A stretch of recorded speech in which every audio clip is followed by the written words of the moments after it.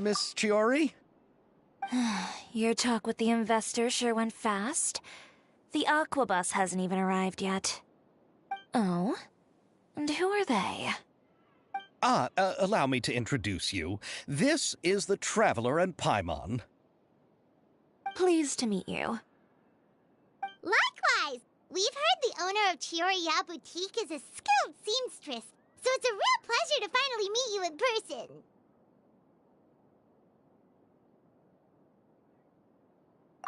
Why, thank you. I strove to create an outfit that matched her high social station as the demoiselle. So tell me, what happened? I can tell the conversation didn't go quite as expected. Well, it's like this.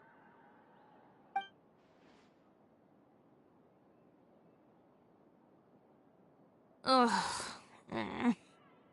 I know, Chiori, you don't have to say it.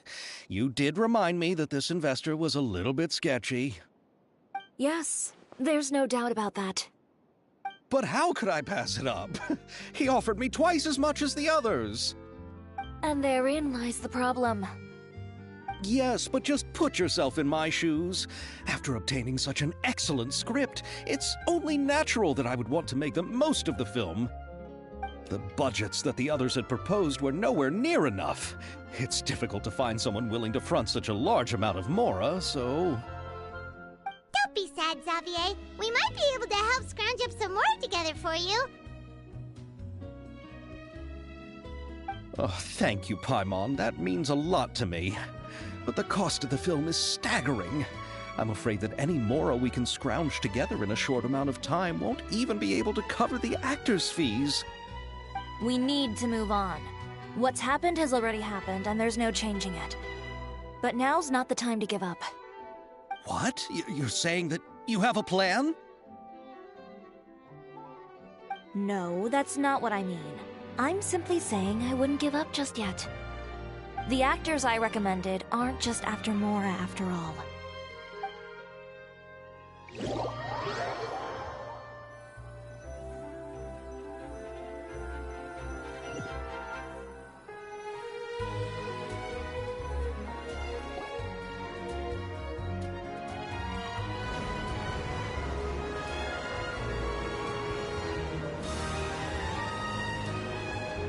Really? Then where do you live? We Malazines live in Marcy Village. The only way to enter is from underwater. Oh, you must be pretty tired after work every day, right? I mean, you have to swim all that way just to go home. We are so thoughtful. But some Malazines choose to live in the Court of Fontaine because it's so much more convenient. This is our stop. Oh, we've arrived, but I haven't even finished chatting with Aval yet. I also enjoyed Aval's introductions to Fontaine along the way. Everything you described was so clear and detailed that we can't help but want to hear more. Thank you so much. I'm usually working here on this Aquabus, so I hope I'll have the chance to see you again. There are still many more places I'd like to introduce to you.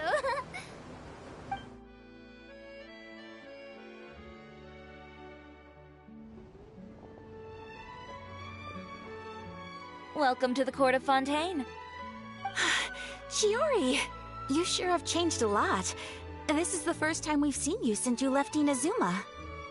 I haven't realized it's been so long. I was in such a rush when I left that I didn't even get to say goodbye. Thank you for extending the invitation, Mr. Xavier. I'm looking forward to a fruitful trip here in Fontaine. It's an honor to have the head of the Kamisato clan visit us. So they're who you meant when you said you had actors coming from Inazuma? Oh? It's the Traveler and Paimon. Wow, what a coincidence! Ayaka and I were just talking about you on the way here. Are you also here for the film? We just ran into Xavier earlier and came over with him. But I'm not an actress. Sir Kamisato and Lady Ayaka are the real actors here. I'm just tagging along with Ayaka to have a good time together. About that, I mean, how was I supposed to contact you when I was making preparations for the film? I figured you were probably busy, and I didn't want to disturb you. So I could only keep you in the back of my mind while I sought other actors to play the lead roles in the film.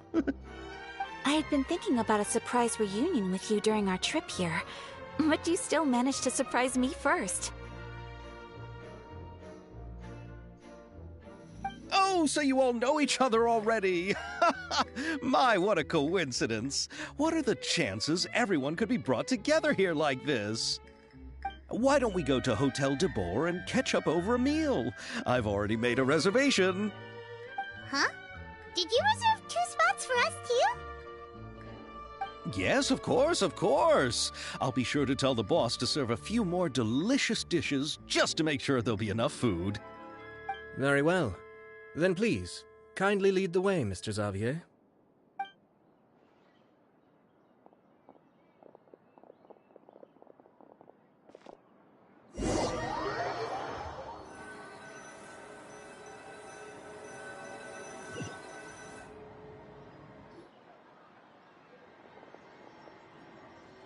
Wow, the buildings in Fontaine are so tall. Just look at how big they are. And there's the fountain that Aval mentioned earlier. It really is a magnificent sight. And look at that huge spinning sphere. Where does it get its power? Wait a sec! Could it be one of those clockwork mecha we've heard so much about?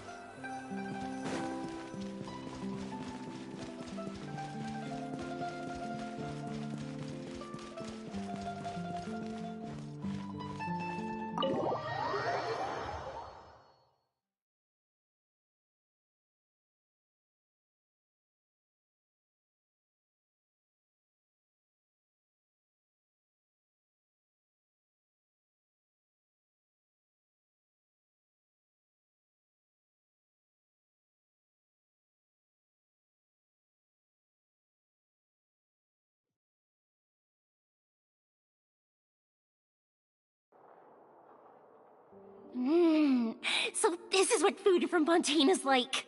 It sure is different from what we have in Inazuma. How should I describe it? It seems like you have to go through a lot more steps to make them. And the flavor has many layers too. Yes. When I first went to Inazuma, I actually thought the food there tasted a little too bland. It took some time for me to get used to it. Let's get back to the purpose of this trip for a moment, shall we?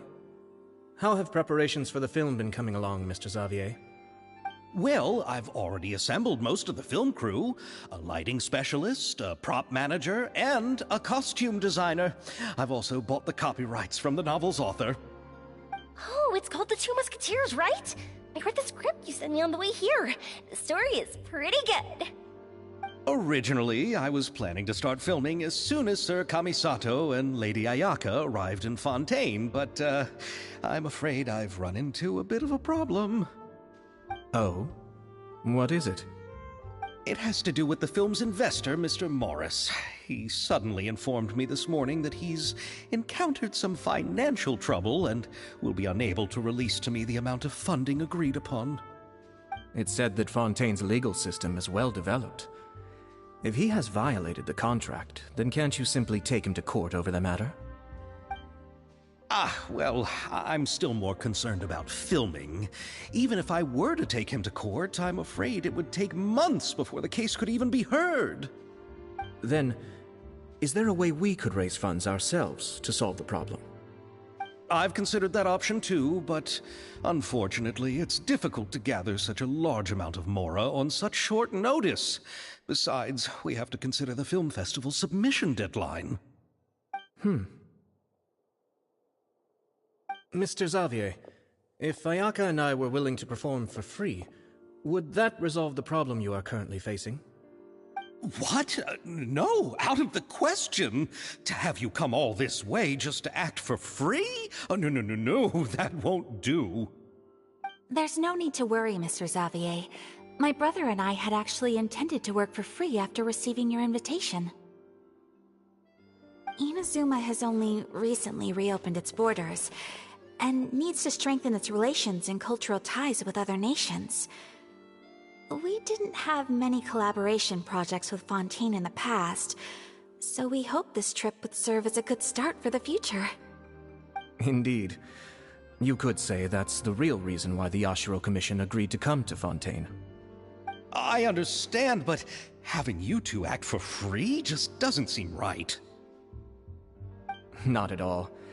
While we're officially here to conduct a cultural survey of sorts, we must express our sincerity if we want to establish formal cultural ties with your nation. This film will serve as proof of friendly cooperation and cultural exchange between Inazuma and Fontaine. It's my hope that the film can be finished and released as smoothly as possible. If you still don't feel comfortable with this arrangement, I would also be more than happy to be introduced to some other renowned individuals in Fontaine's literary and artistic circles. All right, I'll do as you say. Thank you so much. I'll make sure to cobble together enough mora now, even if it means selling my house, my camera, and every single family heirloom. Come on now, no need to go that far. I'll also help you out as a brand sponsor.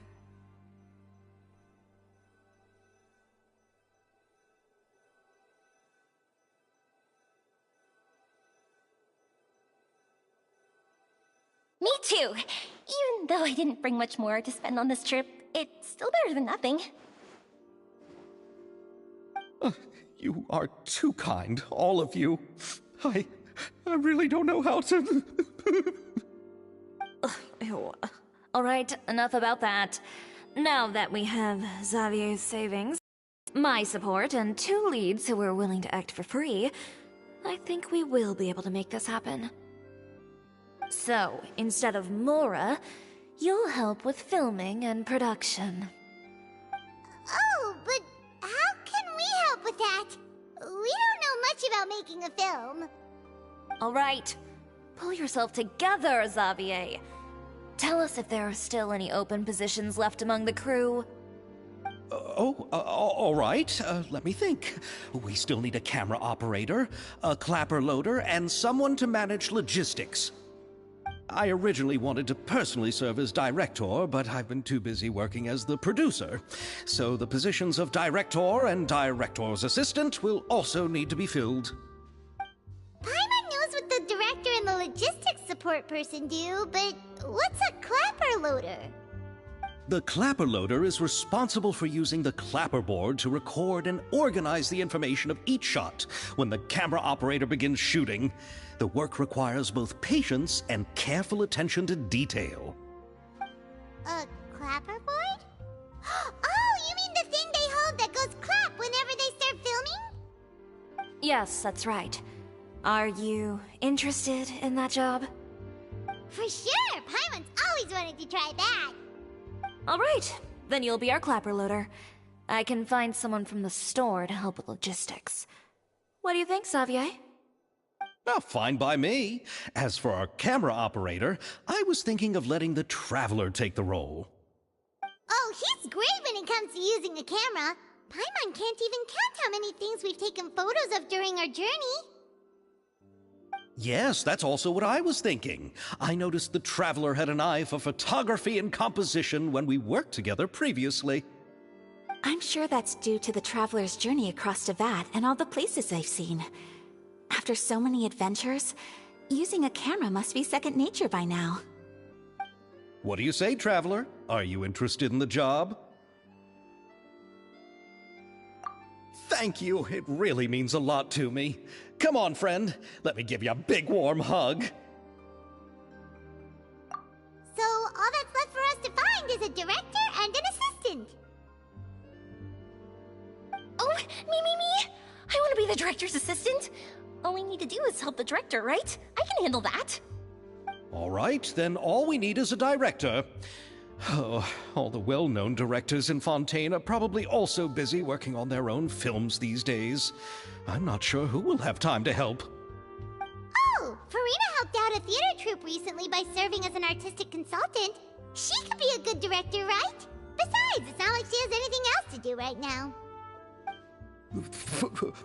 Farina?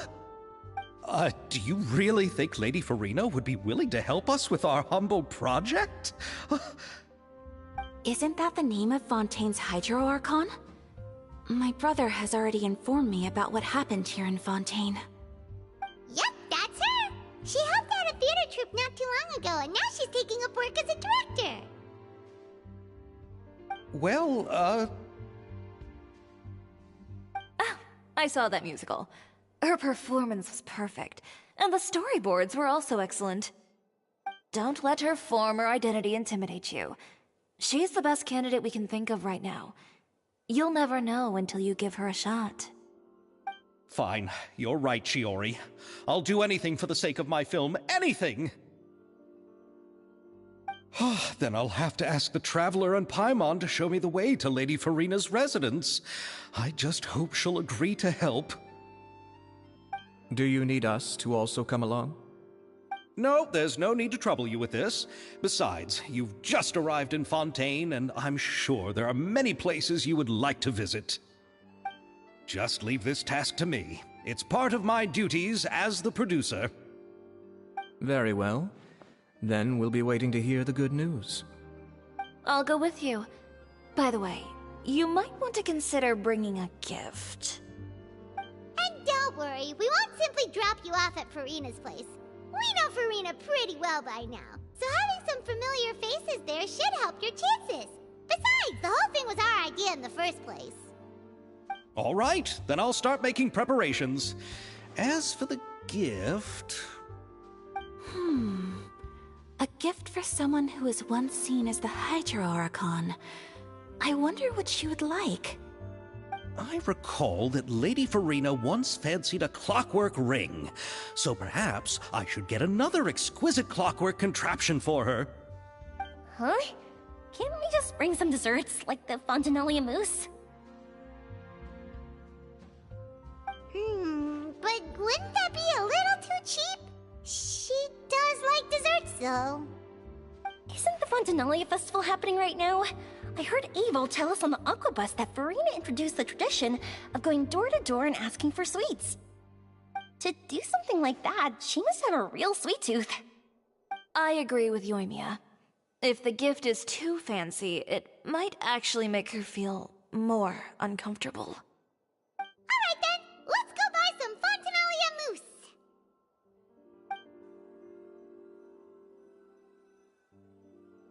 But will that really be enough? We'll be asking her to do a lot of work, you know. You're right. We need to further sweeten the deal. Huh? You want something even sweeter than Fontanalia mousse? Yes, we'll need a gift that's sweeter than any dessert in the world. But what could that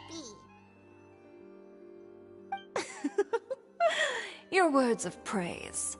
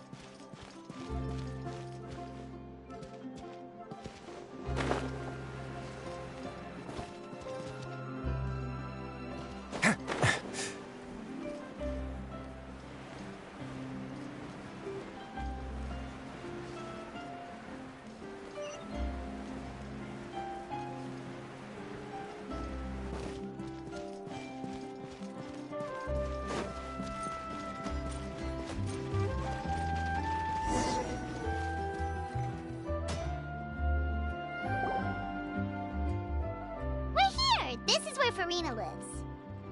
Okay, I'll go knock on the door.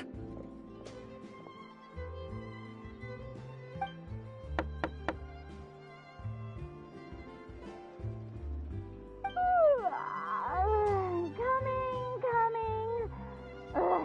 Seriously, who's knocking before afternoon tea?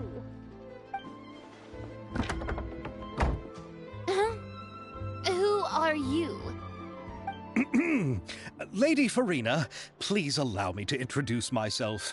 I am Xavier, a film director. Hello. Oh, is that the traveler in Paimon I see behind you? And who's this? I'm Chiori. Ah, the one from Chioria Boutique. Hello. So, what are you all doing here? Do you need something? Did you just get up, Farina? It's already past noon, you know. Huh? Paimon means the weather is so nice in the afternoon and the sun is so warm.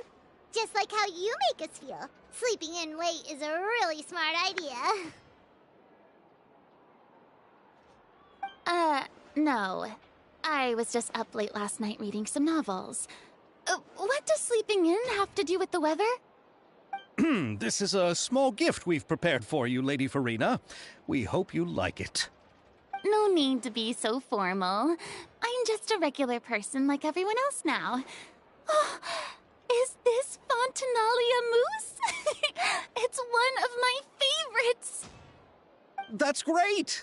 So, actually, there's something we need your help with. Given your renowned passion and understanding of drama, I would like to ask that you serve as the director of our film crew. Oh, but didn't you just say that you're a director? Yes, but for this particular project, I'm mainly working as a producer. Besides, I'm sure that your understanding of the performing arts far surpasses my own, Lady Farina. Are the Traveler and Paimon also part of the film crew? Yep, we sure are. Paimon's the clapper loader and he's the camera operator. Camera operator? That can be a pretty technical job, and it directly affects the final quality of the film. Are you really up to it? No, I'm not questioning your abilities. It's just that I've never really seen you use a camera before. Maybe you can come up with a test for the Traveler and see for yourself. If he can satisfy you with his camera skills, then you'd have nothing to worry about and can join the team. What do you say? You sure are getting better at rolling with the situation, Paimon. Oh, I do wish to see how skilled the Traveler really is with a camera. Alright, how about this? We'll work with what we have. I'll give you some scenarios and see if your work is up to my standards. Very good. It's essential for the camera operator to understand the director's vision. I'll make my decision after seeing your work. Are you ready? I have high standards, you know. Okay, grab the camera and I'll give you a scenario.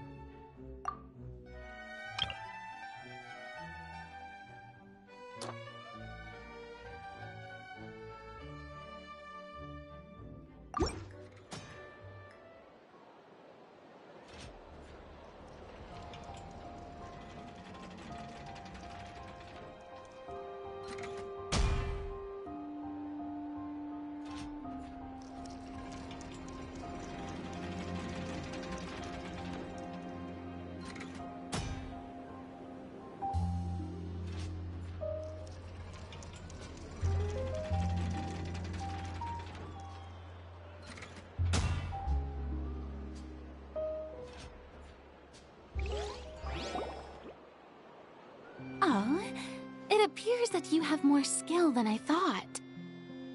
All the shots had a great composition, and I could really feel a connection to the characters and their lines. Yeah! Does that mean you agree to be our director, Farina? Did you think I would agree just like that? After our performance of the Little Oceanid, I've begun to make a name for myself again, you know. In fact, I've already had several troops approach me for the Fontanalia Film Festival. Unfortunately, the scripts were all pretty boring and didn't pique my interest. If others were to find out I agreed to work with you so easily, then, well... Hey, but didn't we have a deal? What else do we need to do to convince you, Farina? Well, what about the pay? Huh? You know, how much you're willing to pay me to be the director? The pay is also an important factor for me to consider, you know. Well, I can offer you this much? What? That's all? If Nervylat were to hear of this, he could charge you with underpaying your labor. I'm sorry, but our crew is in a tight financial spot at the moment. I see. Well, even though it's highly unlikely now that I'll join your crew, there's still something I'd like to ask. Exactly what film are you planning to make? Our script is an adaptation of The Two Musketeers. Huh? Wait, you mean the suspense thriller novel that was a #1 bestseller? Oh, so Farina's read it too. Of course I read it. I've always had a keen interest in artistic works that strike a chord with the populace. I see. It all makes sense now.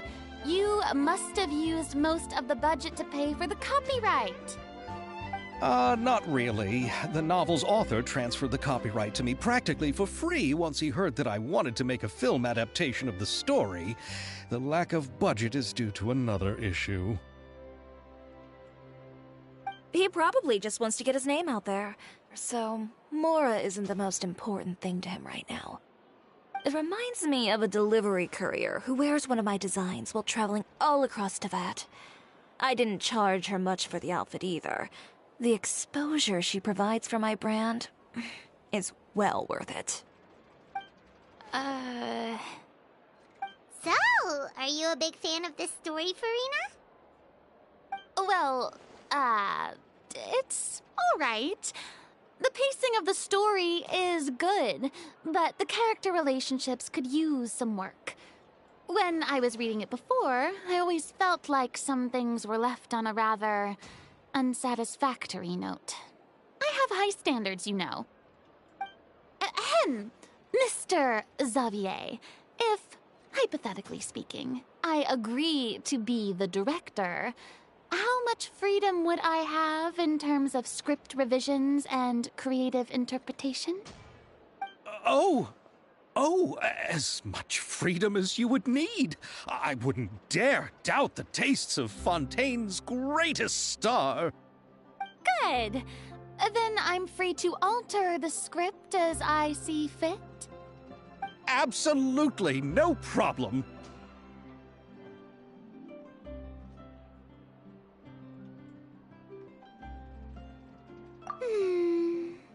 All right. It seems that your crew really can't go on without my care and direction. So, you agree? Yes, I agree. Although the pay is well below what someone of my caliber deserves. A great script calls for a great director. I mustn't let a perfectly good story be ruined due to lack of funds. If you have fine cheese and bread, you wouldn't just let it sit on the counter and get moldy just because you lack an oven, right? Oh, Hydro Archon above! I'm not dreaming, am I? Somebody pinch me. There's no more Hydro Archon, you know. And it's still a little early to celebrate. There's a lot that goes into shooting a film. Although the trickiest tasks of finalizing the script and casting the actors have already been taken care of, we'll still need to reserve filming locations. Not to say set up lighting and props. And by the way, since we'll be filming The Two Musketeers, we'll need to find an action choreographer. Ideally, a professional who has actual experience with muskets. Yes, I've thought about this as well. I was hoping that you might know someone who could handle the job. Me? If this was before, I could have simply asked Florand. But it's already been some time since I last talked to her. Navia can also use firearms, but unfortunately, her style is quite different from that of the characters in the story. Could we ask the Special Security and Surveillance Patrol? Oh, you mean the Special Patrol's musketeers? Yes, that's right. They work with muskets every day. I can't think of anyone more qualified than them. They would be under Nervilette's jurisdiction. Unfortunately, I, don't have any connection with them at all.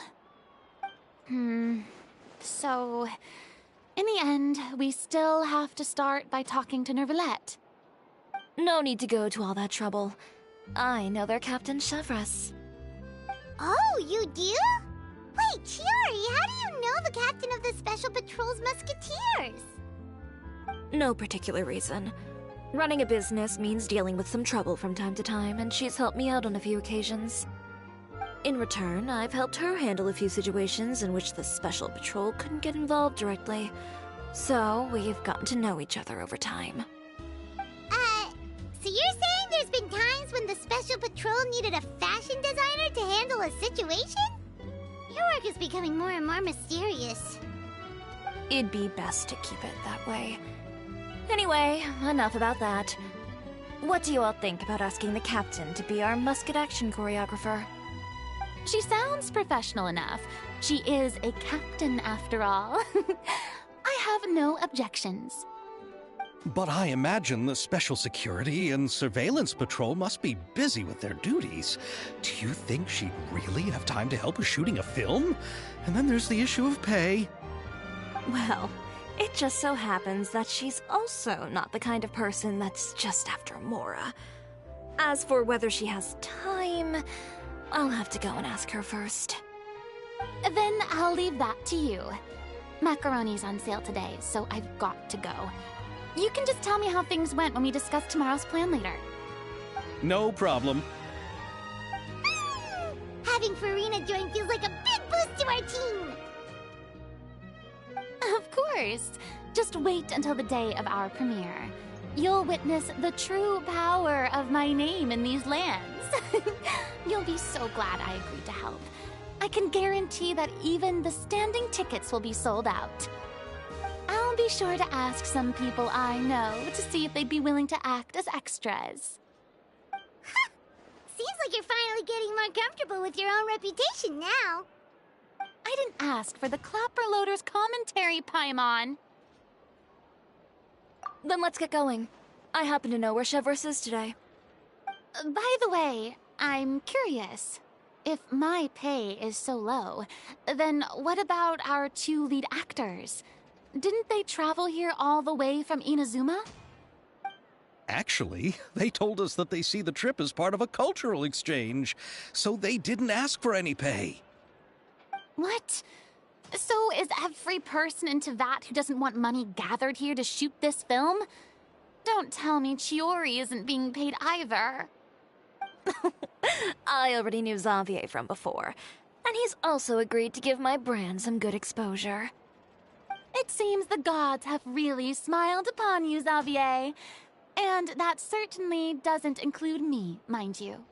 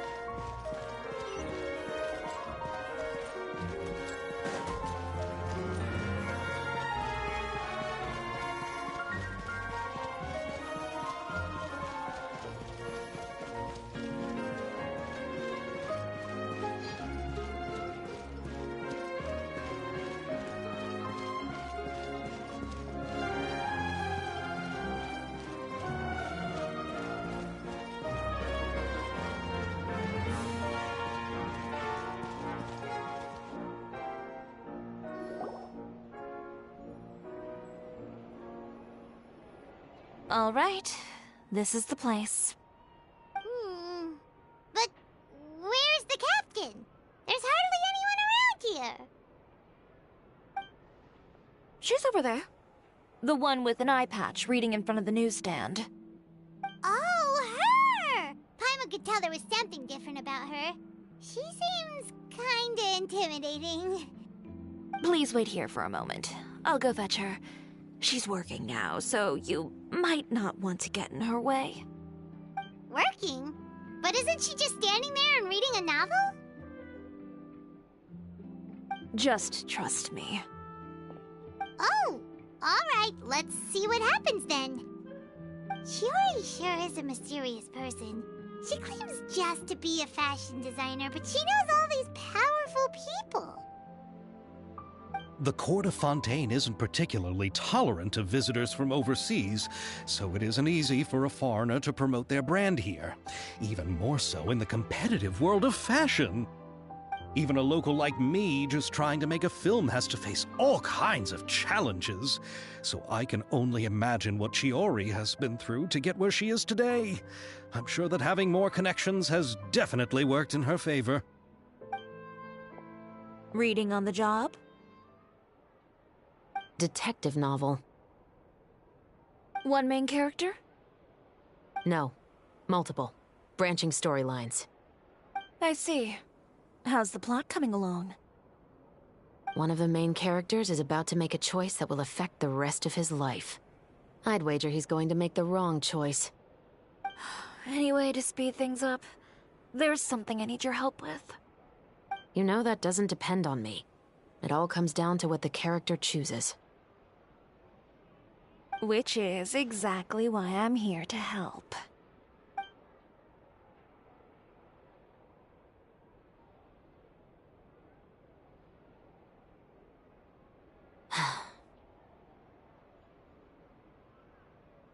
All right. It appears he made the wrong choice in the end. Halt! Huh? What's going on?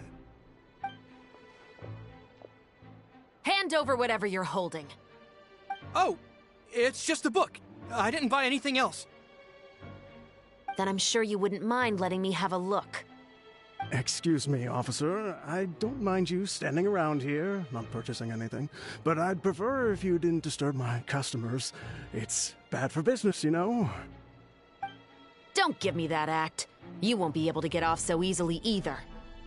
I am Chevraz, Captain of Fontaine's Special Security and Surveillance Patrol. I will say this one last time. Hand over whatever you're holding at once. And before you do anything unwise, let me remind you that I'll have you on the ground before you can even think about making a run for it. All right. I'll give it to you. But please let me say something first. If there's any contraband in that book, then the shopkeeper here is the one who slipped it in. I don't have anything to do with this. Why, you trying to leave me on the hook, huh? You were the one who said you wanted it. Save it for the interrogation room. Take them away, Letelier.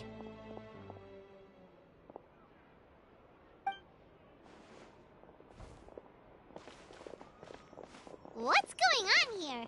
One second you're reading a book and the next you're escorting people away. And who are... Oh! Aren't you the traveler who's been all over the papers recently? Shiori, I'm assuming what you wanted to ask me about has to do with them, right? Maybe I can let you in on what's happening then. Now that Vacher has been brought to justice, no new shipments of synth will be made and distributed to sellers. The Fontaine guards have been busy collecting the remaining synths still circulating on the market. Thanks to a tip from our reliable source here, this should be the very last batch. Oh, so you were pretending to read a book in order to catch the bad guys. Oh, Paimon almost forgot to introduce ourselves. Paimon is Paimon, and this is the Traveler and Xavier. Hey, I'm Chevraz. You probably already heard me introduce myself, so I won't bother repeating it.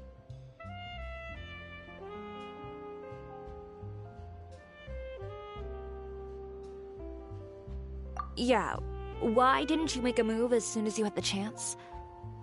Were you worried that my intel wasn't accurate?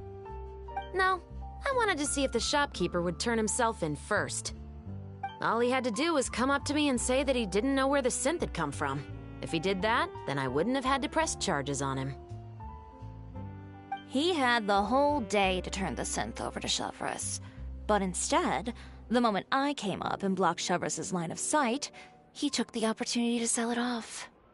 Yep, he made the wrong choice, even though the right choice was right there in front of him.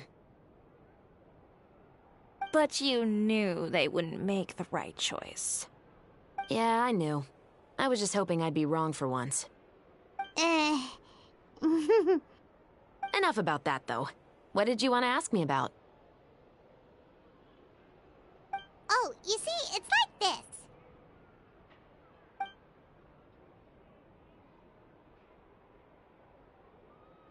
The Two Musketeers. You certainly have a good eye for a story. So what do you need me to do? Just be the action choreographer for the actors? Yes, that's right. I want to make sure we get all the details right. I want the actor's posture and understanding of firearms to be as realistic as possible. However, I'm afraid this work will require a bit of your time, since you'll have to be present whenever we're filming. Also, as for the pay... No need to say any more. I'll join. Huh? Just like that?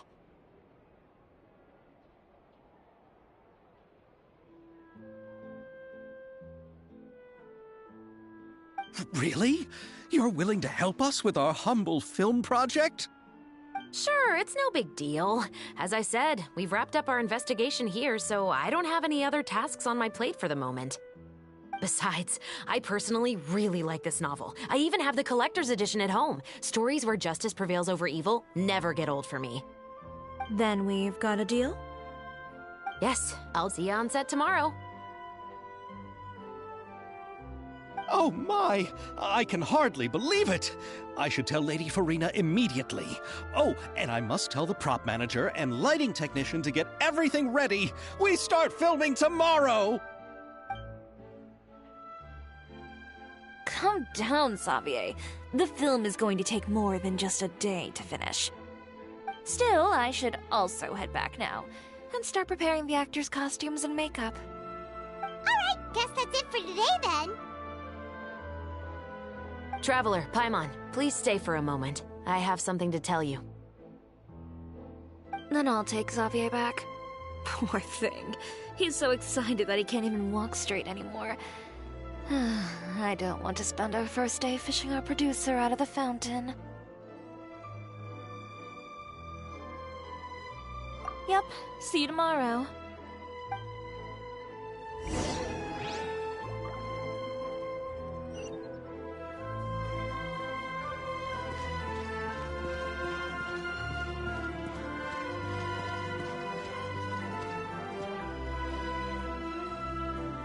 So what did you want to tell us, Chevres? Have you read The Two Musketeers? The story is about a pair of children born into the household of a baron, and their struggle to survive together and take revenge for their mother. They were raised at the baron's estate, where their mother worked as a maid. The two were illegitimate children that the baron had with the maid, so they were never treated well by anyone. One day, upon returning home, they found their mother had been murdered and left dead on the floor. It was quite evident that the culprits were the other members of the baron's household, who never had any kind words to say to them. However, the baron was able to exert his influence and keep the whole thing under wraps. The mother's death was eventually deemed as a suicide, and there was no chance of bringing her murderers to justice. The two siblings decided to flee and someday avenge their mother. Many years later, members of the baron's family suddenly started turning up dead one after the other, all killed by gunshot. A rainbow rose was found on each of the victims' bodies, being the flower that the kid's mother liked best. The baron believed that the mother's soul had come to take vengeance on him, so he lived in fear each day. But it was actually those two siblings who had fled all those years ago. They relied on each other to survive and trained day and night, eventually becoming adept musketeers. They used all of their abilities to collect evidence and clues before executing their plan and exacting revenge on the baron. Their actions let the truth behind their mother's death be known to all. That's quite an exhilarating story. Yep, the baron got what he deserved for his evil deeds, and justice was able to prevail. It was just the kind of story I enjoy. Oh, so is that why you were so willing to join our crew, Chevres? You could say it was one of the reasons. Oh, you mean there were other reasons too? I've read the reports about you. Whether it was at the trials or when you lent your hand to resolve our nation's crisis, You've shown that you've got a strong sense of justice, as well as a great mind for deductions.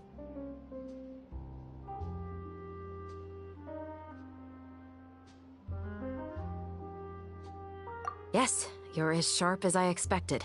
It seems you've experienced many similar situations before.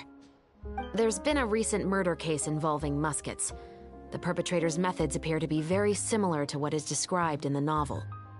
Huh? Really? But Paimon didn't see anything about that in today's papers.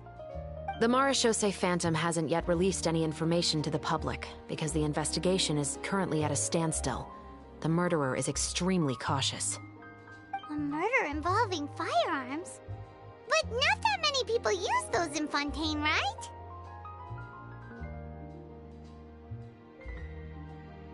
Impossible. We perform a routine inspection of our firearms and ammo reserves every day. If one of the weapons had been fired, it would stick out like a sore thumb. Besides, I trust the members of my platoon. However... well, that's all I can disclose about the case today. Huh? What do you mean? I hope you all can go back and get some shut-eye. You can decide tomorrow whether or not you'd like to join the investigation with me. I'm aware this might not be the ideal time to add more to your plate, but the more capable people we have, the better the chances that justice will prevail. Carrying out investigations isn't actually supposed to be our responsibility. Our job is to apprehend the perpetrators. Finding them is really up to the Marechaussee Phantom. You could say I'm taking part in the investigation out of personal interest. I don't want people to see muskets in a negative way, and also, I'm concerned about the similarity between the crimes and the story. You mean, they might be connected somehow? I suspect so. Just to make myself clear, this is not an order, nor is it a deal of any kind. It's a request, nothing more. If you two have any interest in the case after we finish filming tomorrow and are willing to assist me, then I would be most grateful. What do you think, Traveler? Yeah, you're right. Paimon's getting a little tired, too. We've really been hustling all day. You'd better head back and get some rest. It's good to keep a calm mind, especially when you're about to make an important decision. Otherwise, when the moment comes, you might end up like that shopkeeper and not even realize that the right choice is right there in front of you.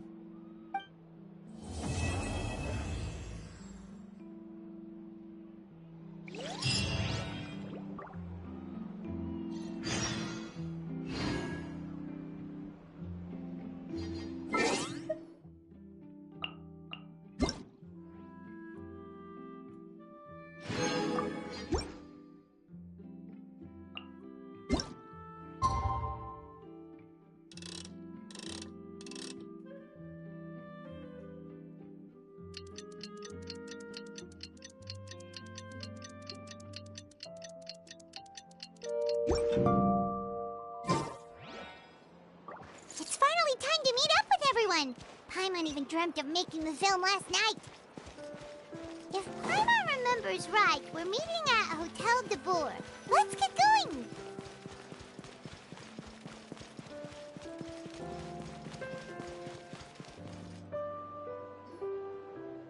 Ayaka, Yoimiya, you're already here.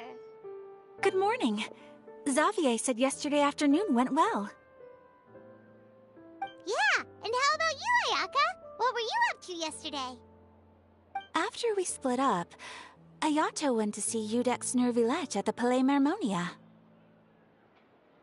I was originally thinking of going with him, but he said he could manage it himself.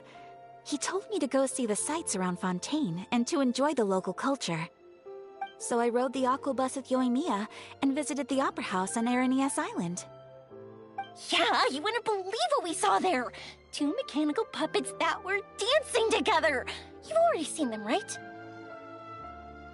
Yeah, those two! Amazing, aren't they? We sat and watched for quite a while. It was mesmerizing. Like we could keep watching them forever. Oh, it was the same for us the first time we saw them, too. Afterwards, we went swimming at the beach. Well, Diving, to be exact. It was the first time I ever breathed underwater. I held Ayaka's hand and we counted down together. 3, 2, 1, and then splash! We were beneath the waves.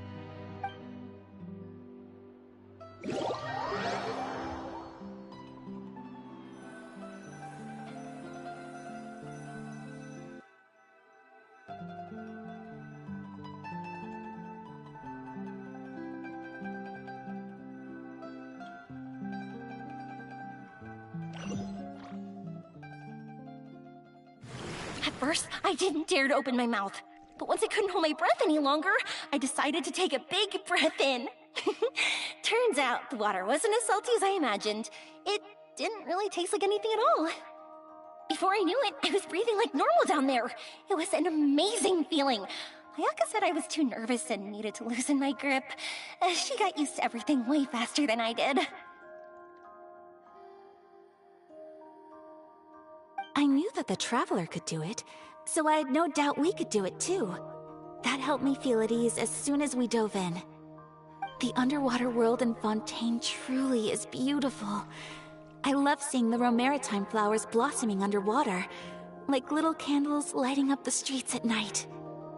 Yeah, and there were so many creatures that we've never seen in Inazuma. Like those fish that shimmer like a sword blade. Whoosh! Oh, and those big fish that call when they see people. Ooh. Oh, you mean Hunter's Rays and Blubber Beasts. I just love the name Blubber Beast. Just wait till Pops and the others hear about this. They probably won't believe a word I say.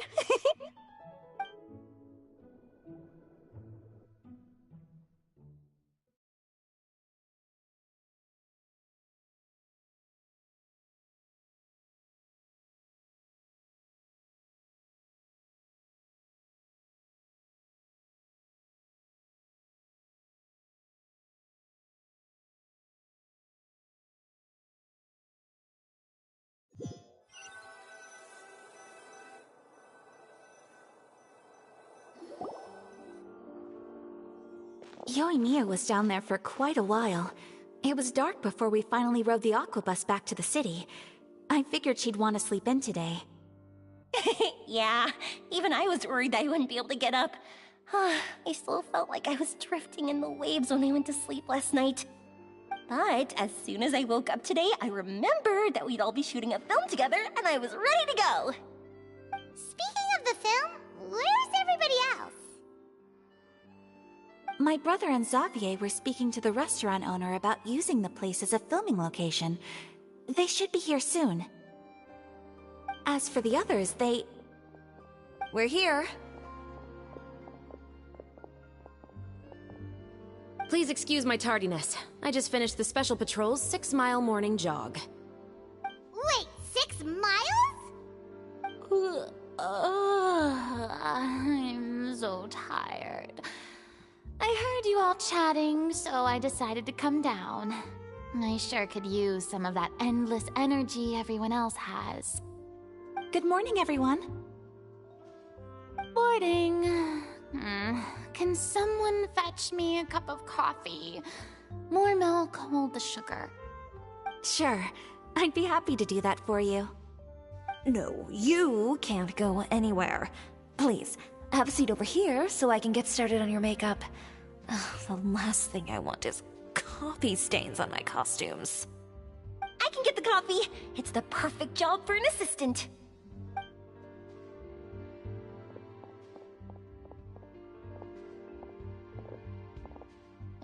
So much energy. Seriously, what's her secret? Oh, Yoimiya's always like that. But you sure look exhausted, Farina. It's because you're not used to waking up so early, huh? Of course not. I spent the whole night reading the novel from cover to cover, marking sections that either need to be omitted or adapted. Wow, Paimon didn't expect you to be so thorough. Well, I was the biggest star in all of Fontaine after all. It takes more than just a pretty face to earn a reputation like that. I know how to get serious when the situation calls for it. I went all out when I was acting as an Archon, So why wouldn't I do the same for my own life? Here's your coffee, Director Farina.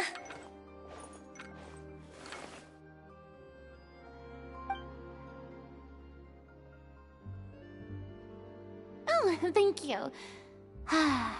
The sound of being called director and the aroma of coffee feels almost as refreshing as hearing the birds chirping in the morning.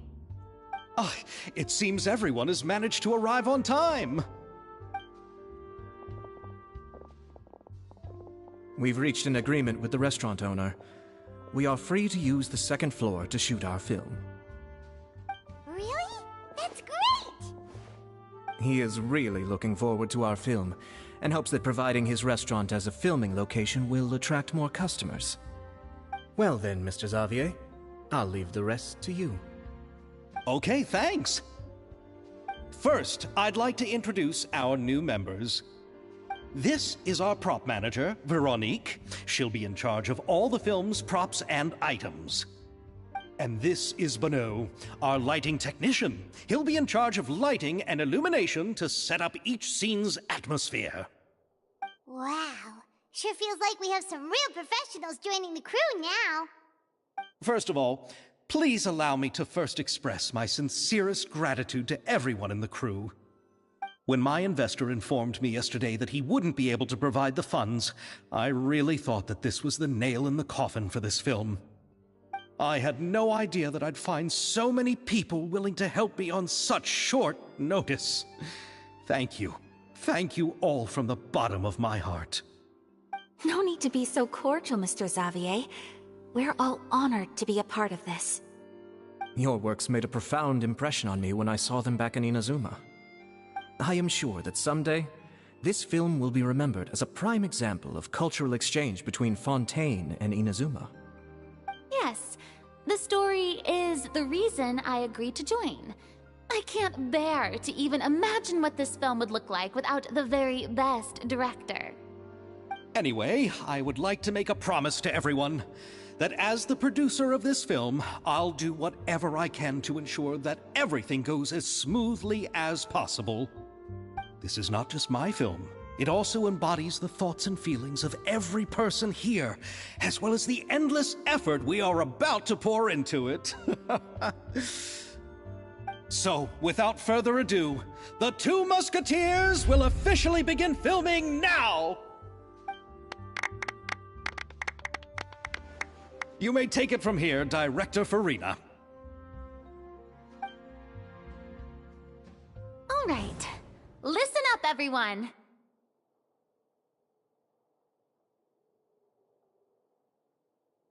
The first scene takes place when the two young musketeers are living at the Baron's home, still unaware of all that is about to happen to them.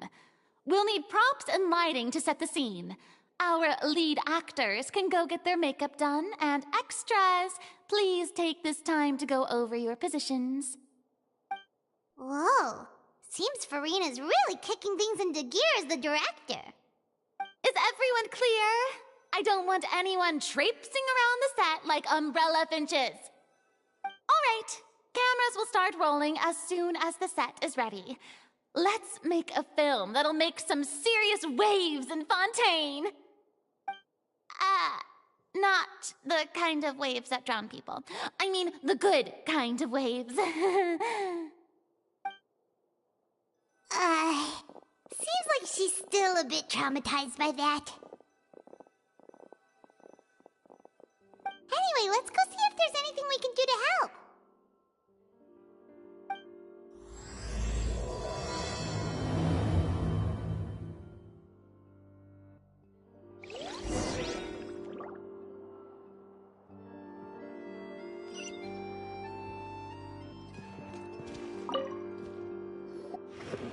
How about here? A little more to the left. You got it. Hey, Yoimiya, do you need a hand? No, I'm fine. You know, doing the lighting is kind of like designing a fireworks show. It's interesting to imagine what kind of atmosphere the lights will create. I heard that the Traveler will be operating the camera and Paimon will be the clapper loader, right? Those rules are just perfect for the two of you. Really? Is that because it'll be easy for Paimon to hold the clapperboard while flying? Well, sure, there's that, but that's not exactly what I meant. I just think that after all your journeys together, you two must have developed a super close bond and just naturally know how to work with each other. If I'm not mistaken, the director will want the cameras rolling as soon as the clapperboard goes clack.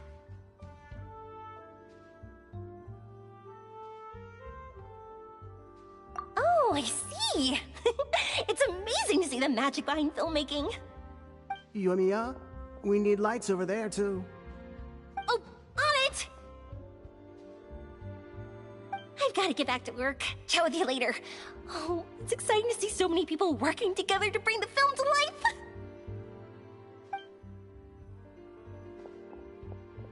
Seems like Yoimiya's really getting into it. But she was right. We do have a super close bond, don't we?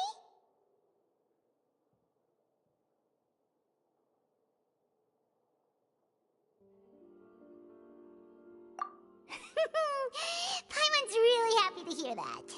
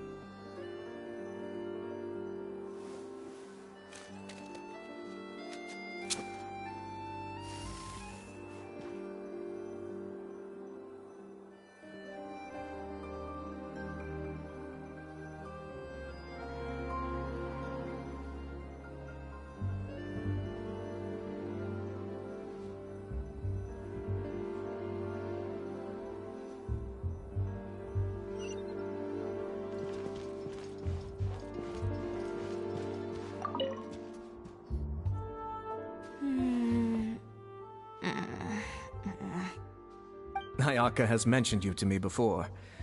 She said that you two were great friends when you were kids. No talking. I'm thinking about how to do your eyeshadow. Ah, yes. To help me really look the part. To achieve a more young and naive look for this scene. Are you saying the wrinkles around my eyes are too deep? You just have too much of a calculating look in your eyes. You sure don't mince your words. It seems you really haven't changed much. Quiet.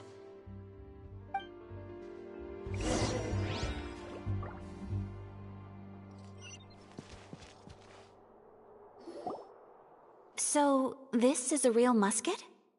No, it's just a prop weapon. Not bad. Have you seen a real musket before? Only in books and newspapers. I made this one based on the relative shape and proportions I saw in reference images. When we're filming, some special gunpowder will be applied around the muzzle, which will help create the flash and smoke effects of a real gun being fired. Which means it'll be up to the actors to portray the recoil. That's right. The sound effects for gunshots will also be added in post-production. Thank you, Veronique. I think I know where to start now. However, the musket's gears and firing pin could still use some work. Adding some wear on the metallic components will make them appear more realistic. Also, be sure to rub the muskets with some oil each time before we start shooting. That'll give the impression that the firearms have been well maintained. Good point. You seem to know a lot, Miss Chevres. I assume you use these types of firearms on a regular basis? Yes, I perform routine maintenance on my weapons every day. Just like we as people need to eat and sleep, muskets need to be cleaned and maintained. I also perform similar care for my sword every day, and familiarize myself with its shape and weight, to the point where it feels like a natural extension of my body. Yes, this way, our weapons will never betray us in the heat of battle. Yes, well said. It seems we have the same philosophy on this topic. Oh, sounds like they found a common interest to talk about. Though these props differ from the muskets I use, I can still give you some pointers. Good. I look forward to your instruction. First and foremost, never point the weapon at anyone, regardless of whether it's a real or prop weapon or whether you're holding it or it's on the table. This holds for any time when you're not actively engaging an enemy. Okay, understood. When aiming the musket, extend your arm so that it's level with your shoulder, and use your eye to look down the weapon's sights. Like this? Not bad. Now, try saying your lines. This is the end of the road for you. Good. Now turn your body a little. That way, you'll give your enemy less of a target to work with. And relax your shoulders. Here, allow me to demonstrate. This is the end of the road for you. Huh. Excuse me, Miss Chiori. Director Farina, there's something I wish to discuss with you. Oh? What is it? Like this? Yes, much better. What do you think? I do see your point. But are you sure you wish to do this? I believe it would be most fitting. Well, if you insist. All right, I understand. Miss Ayaka, Miss Chevres, could the two of you please come over here? Huh? What's going on? Are we gonna start filming now? Let's go see. What is it? I have a question for you, Miss Chevres.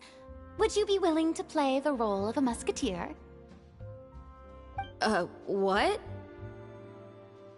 To clarify, I would like to turn over my role to Miss Chevres. But brother... Don't worry, Ayaka. I actually view this as a good thing.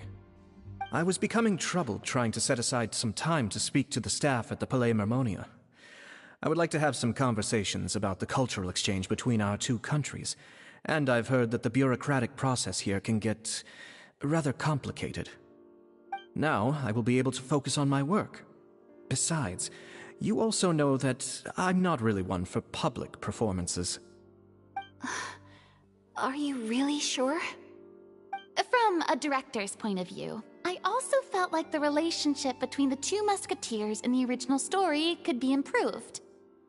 The older brother in the story plays the lead role with his overbearing character, but this causes his character to overshadow that of his sister, and the theme of the two supporting and relying on each other isn't conveyed very well. But if we were to change the siblings to two sisters of a similar age, then that aspect of the story might come through more clearly. Also, I've seen you instructing Ayaka. That cold and dignified personality is exactly what we need for the older musketeer. Of course, even with all these insights, the decision should still be made by Miss Chevres.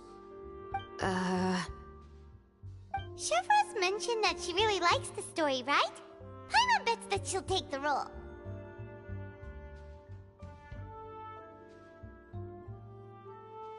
All right, I'll take the role. Good. It's decided then. I'll get started on making edits to the script. We'll also need to make some immediate adjustments to the lighting, props, and costumes. I have a feeling that our adaptation will be even better than the original story. You're doing a great favor for me, Miss Chevres. You have my gratitude. Don't mention it. I like this character, so if anything, I should be the one thanking you. Well, since my brother is the one who brought up the idea, I suppose there's no need to worry. Let's go, Miss Chevres. I look forward to working with you. Please, just call me Chevres.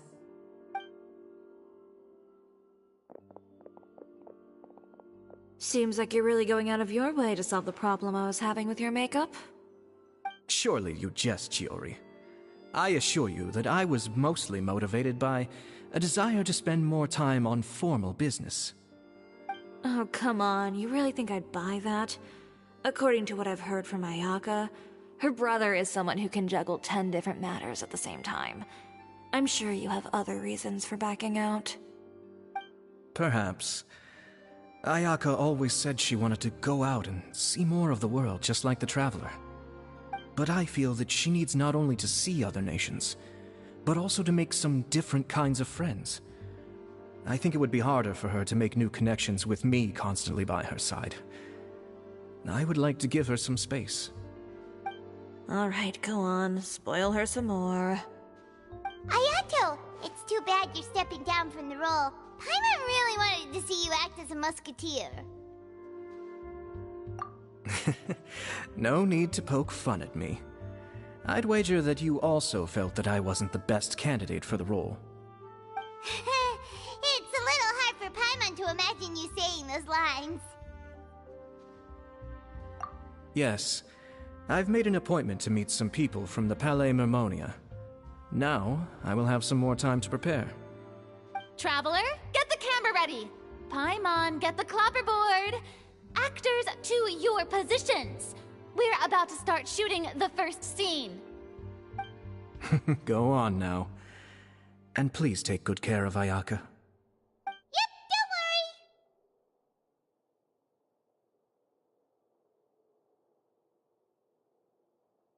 Thank you. I look forward to seeing the film when it's finished.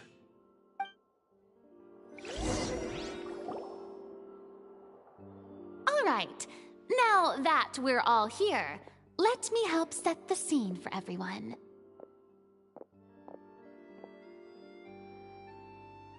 The first scene takes place when our two main characters are still living at the Baron's estate. They've been ostracized and verbally abused by others in the household, but they still have no idea why. We want to capture how naive and innocent they are, despite their pain. Chevris will be playing the role of the older sister, Tulip, and Ayaka will be the younger sister, Iris. Be sure to get close-ups of the main characters at the right moment. Silence on the set! Lights! Camera! Action! Let's go! Tulip, Mother's been out for quite a while now. Perhaps she went to pick some flowers on the way home. You know how she loves flowers. Iris, Tulip! I'm home!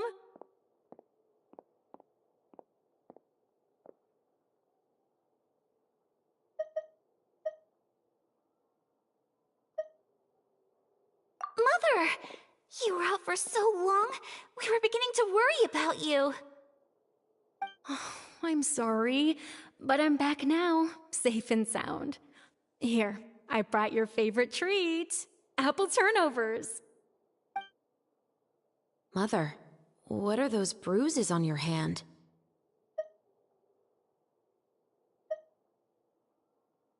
Huh? What bruises? Oh, I must have bumped into something while I was working yesterday. But I didn't notice them this morning. Then perhaps they're from when I accidentally tripped when I was out just now.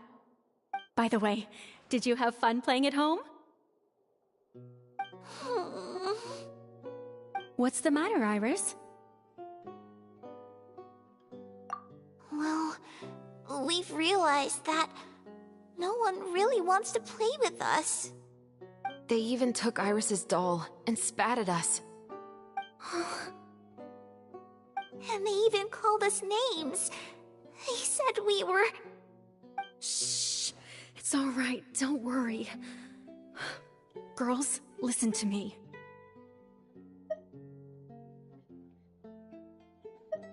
It doesn't matter what anyone says. Don't listen to them. No one can define you with such words. You both have wonderful lives ahead of you. Just like your names. You will both blossom like beautiful flowers. Maybe your time to blossom hasn't quite come yet, but one day, you two will bloom more beautifully than anything else. Don't let the soil you're in now ruin your future beauty. Understand? My dear daughters. And cut! Not bad. The actors' emotions were all on point. Let's keep that take.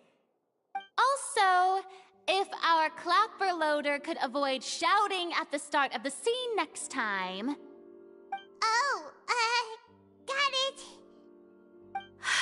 Great. I was a little worried that my nerves would get the better of me. What about you, Chevros?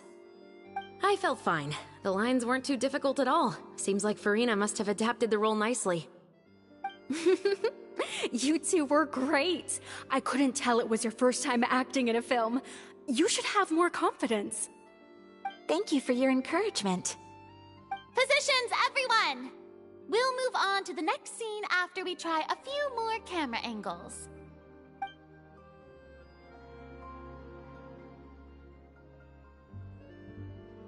This scene is when our two characters return home, only to discover their mother has been murdered. Ready? Lights! Camera! Action! Mother, we're back! Mother?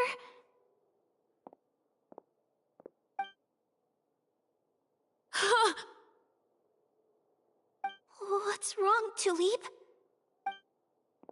Iris, stay away! Huh? Why? What's... Mother! Mother... She's...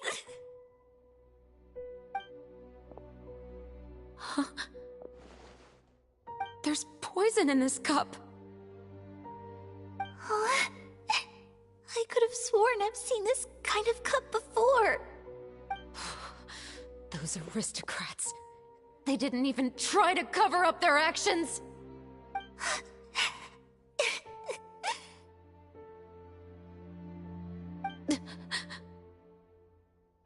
Iris, we need to leave this place. Leave? But now that Mother is gone, where can we even go? Anywhere. All I know is that we can't stay in this house. But are we just going to let them get away with this? We'll have our revenge, I promise you. Just not right now.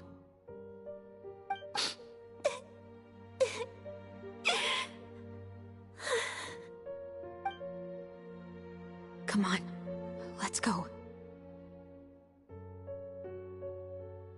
No, wait. We can't just leave Mother here like this. At least let me leave this rose with her. That's why we went out in the first place. To buy her this flower. All right. Goodbye, Mother. We'll avenge you. Someday. And cut! Beautiful! Great performance! Oh my, you're so amazing, Ayaka! And were those real tears I saw? How did you do it? I was surprised too. Thank you for the kind compliments. Actually, as soon as Director Farina said action, I told myself not to think about anything. I just felt the weight of the moment and became the character. It's quite similar to practicing the art of the sword. You clear your mind and focus only on what's happening in front of you. Ayaka's performance was amazing. Have I discovered an acting prodigy? Pipe down, everyone! We need to move on to the next scene!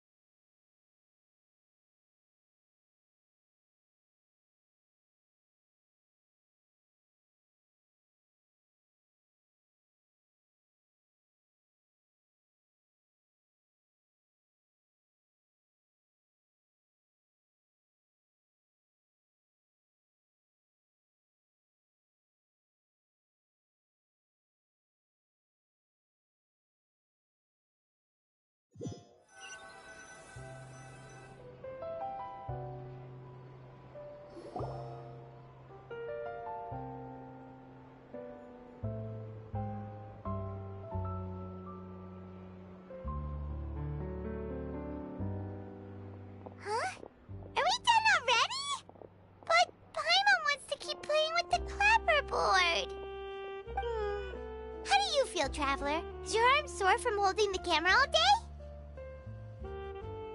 Good work, you two.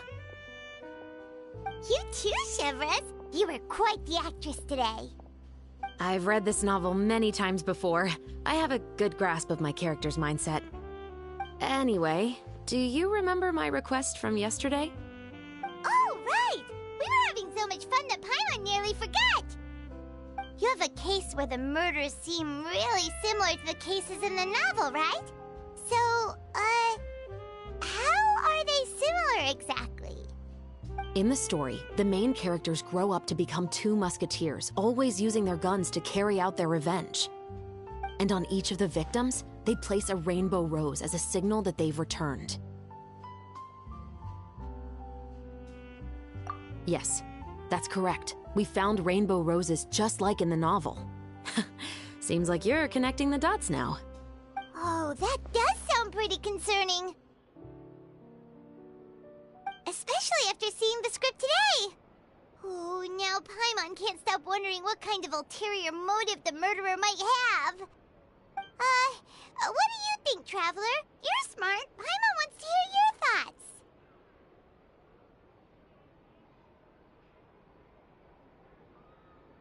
Good. On behalf of Fontaine's Special Security and Surveillance Patrol, thank you for your dedication to justice. There's no time to lose. We should start investigating right away. Follow me. Huh? Right now? But we just got done filming all day. Paimon's so tired. The most valuable intel always comes after nightfall. They are like small, remote islands in the middle of the sea. If you don't stay vigilant, you will pass right by them in the fog. That's how one of my favorite books always puts it, at least. So, where are we going right now? Let's start by checking out some workshops that sell mechanical components. If the culprit is making their own weapons, it's very likely that they'll visit those sort of places.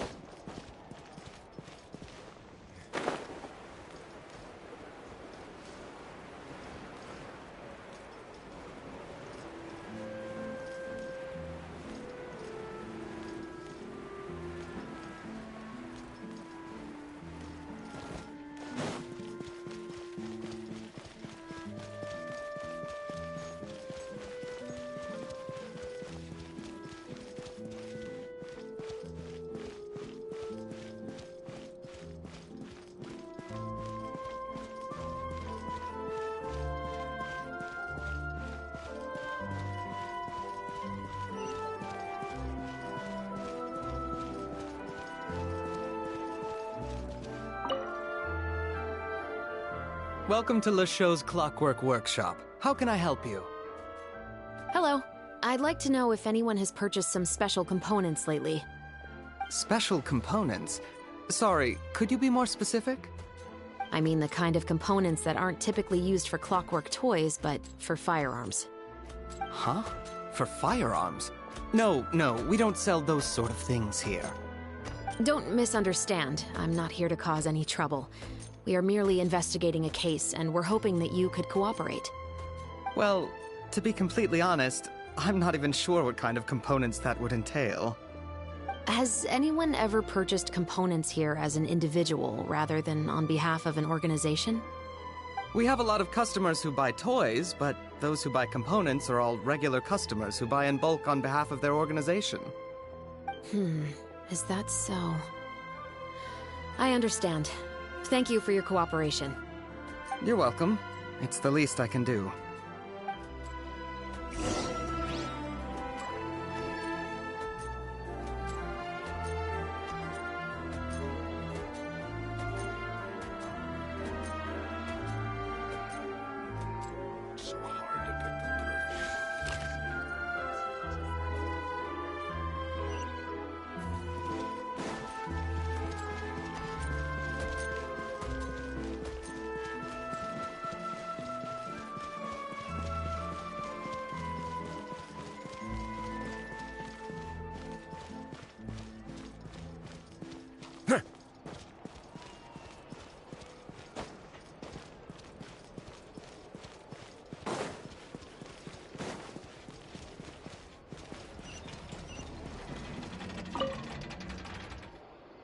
Oh, hey, Chevris. run out of oil for your musket again? Hello, Estelle. I want to know if anyone has come to your shop recently to order some firearm components.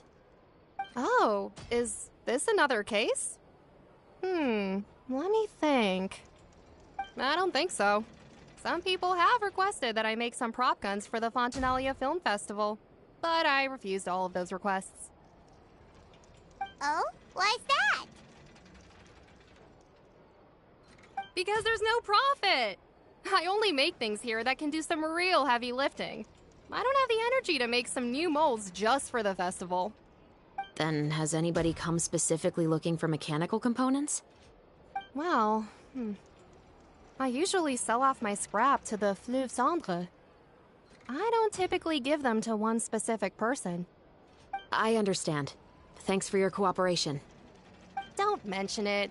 Always happy to have the Musketeers' patronage. Seems like we haven't found any leads to go off yet. Yeah, unfortunately. Alright, let's head to Fleuve Cendre next. Huh? Are you sure? People might not be so thrilled to see the captain of the Special Patrol there. You think so, huh? Then I guess you don't know. Huh? Know what? That I grew up in Fleuve Cendre.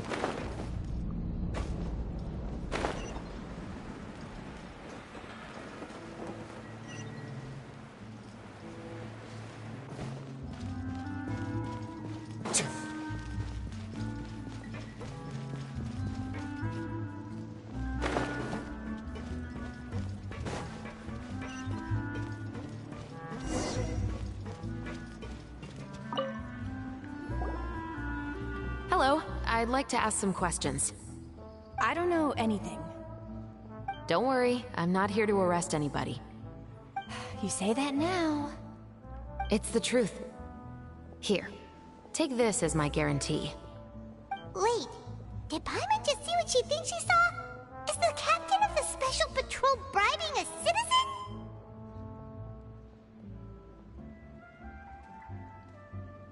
Seems you're different from the other guards. What do you want to know? Have you heard anything related to muskets in Fleuve Cendre lately? Anything at all? Muskets, huh? All I know is that about 2 weeks ago, we started hearing some loud noises at night. So loud that it's been waking me up. Were they gunshots? Possibly. It's hard to tell around here. Someone's house collapsing, a pipe exploding somewhere, it's all the same. But the noises I'm talking about definitely happened after I fell asleep. Do you know where the noises were coming from? I don't remember clearly. Is it that you don't remember, or that you need to think about it some more? You tell me. Then please, think about it some more. She's giving her even more Mora!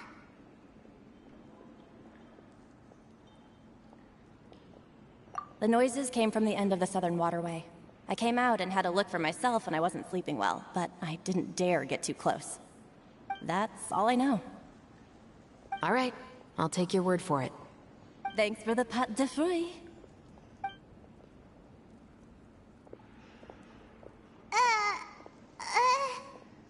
No need to be surprised.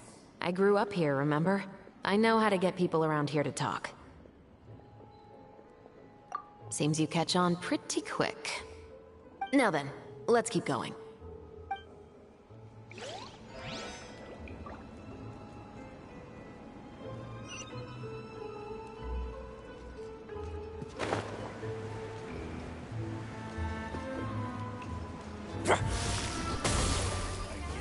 Finally on the right path. I really need those parts.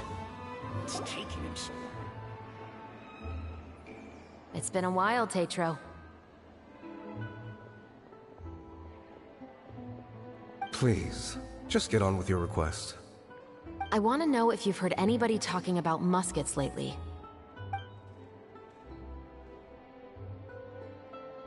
Information isn't free, you know. I've heard that bandits have been extremely active in the countryside recently, and they've been affecting the delivery of goods to Poisson. I can allocate some more manpower to help out with that problem. What do you say? You're still as helpful as ever. One of our men got drunk at dinner about a month ago and lost his gun. 3 days later, it turned up in the corner here. What's weird about that? He just forgot where he put it, right? This is Fleuve Cendre, my friend. Anything of value left in the tavern won't ever make it to the next day. But that gun turned out to be an exception. It didn't get any new wear and tear on it, and didn't even appear to have been fired. We were quite mystified as to what could have happened.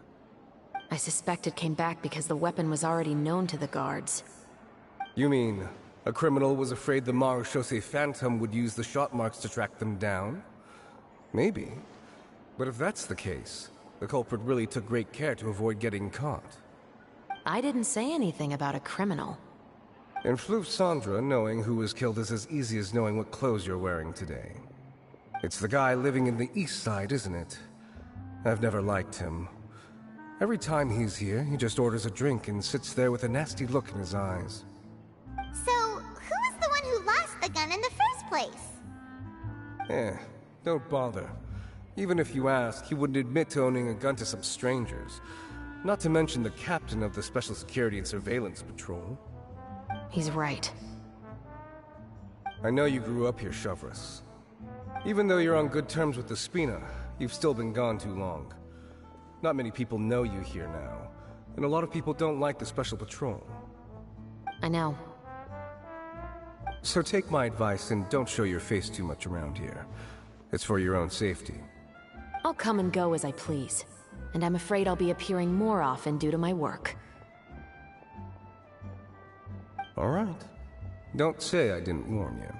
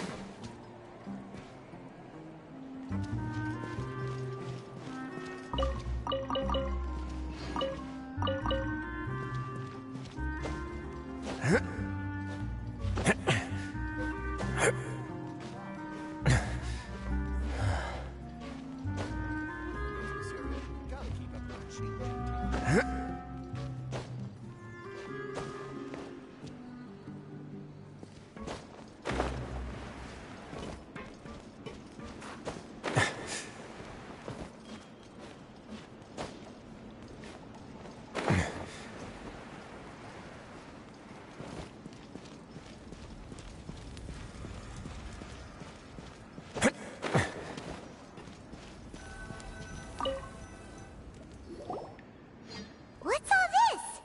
Some broken planks and barrels, as well as some liquor bottles? Yes, but have a closer look, Paimon.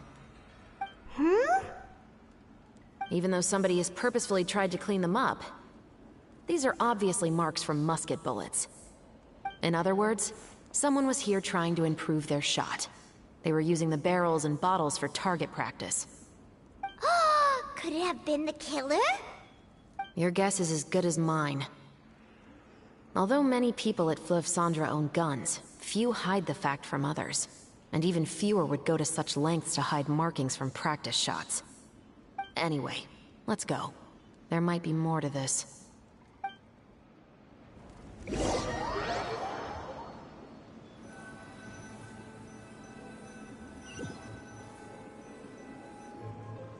Seems like that's all we'll be able to uncover for today. Paimon feels like we managed to learn a lot more here than up on the surface. Yes.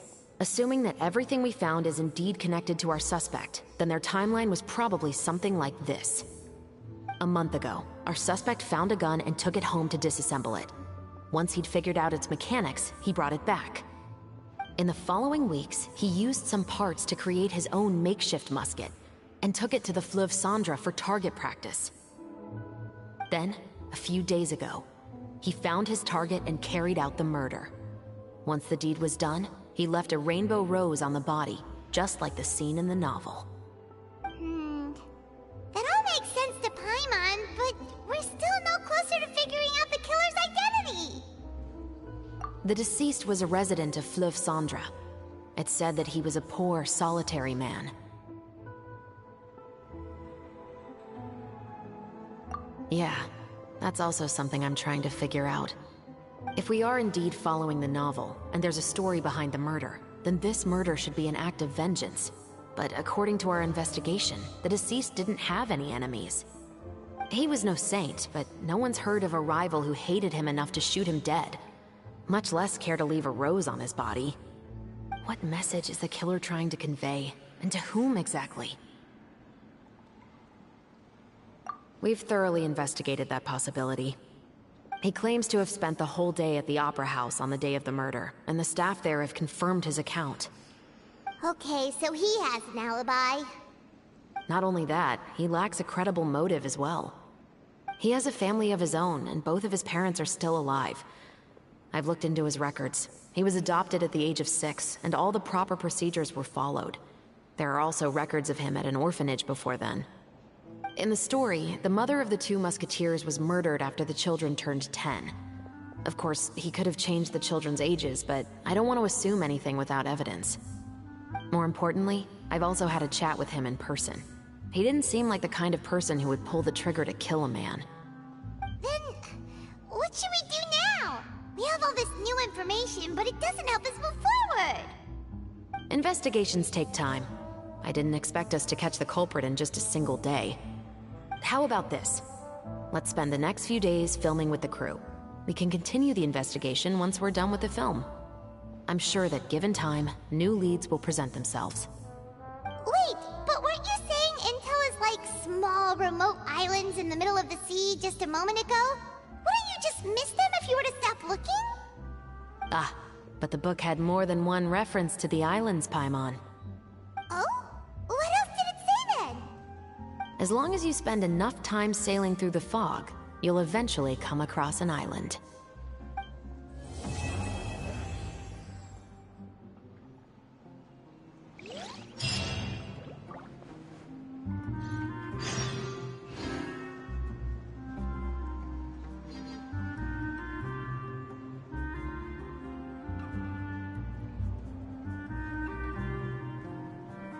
I once considered keeping some pets in my office, but soon gave up on the idea.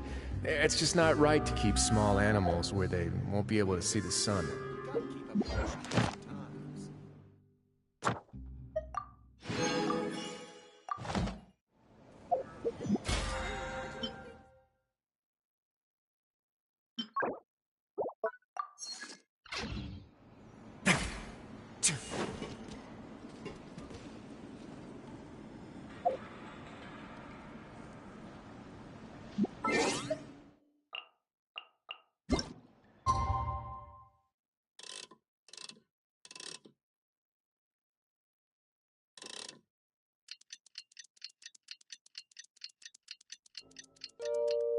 Have you ever seen stickers on my back? It's filming time again!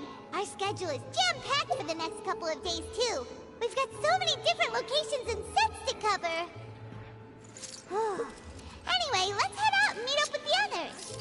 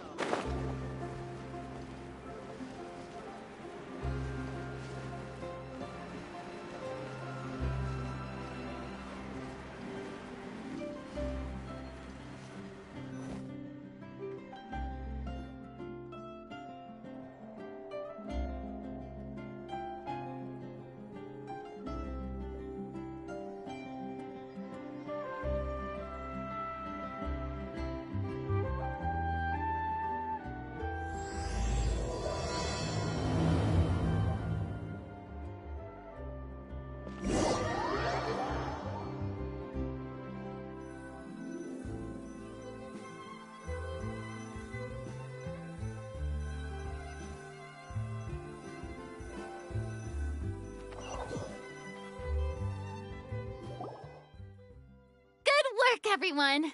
We're looking to wrap with our two main ladies today. I can already smell our success.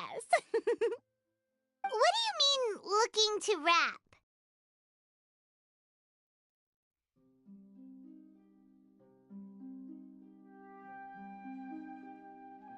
Oh, aren't you the expert now?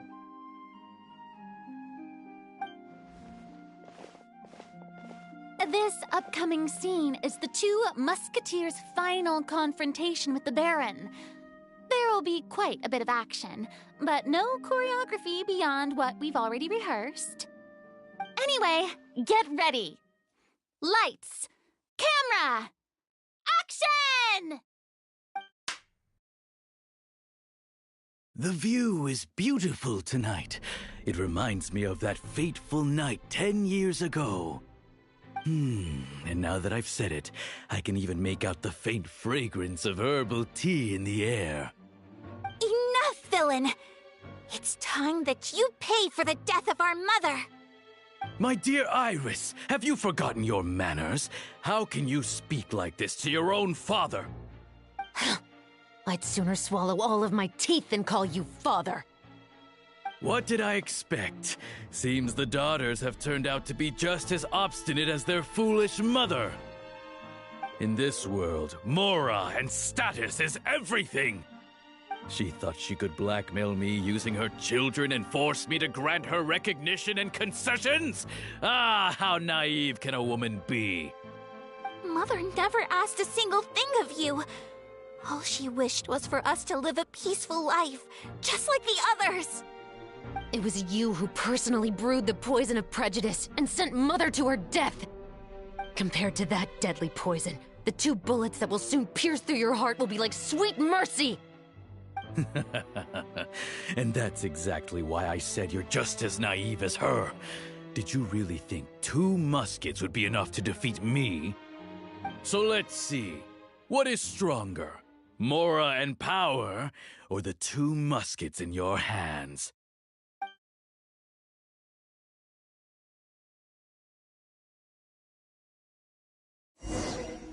Get them! Tulip! There are too many of them! It'll be okay. We'll cover each other, Iris. And Mother will be watching over us, too.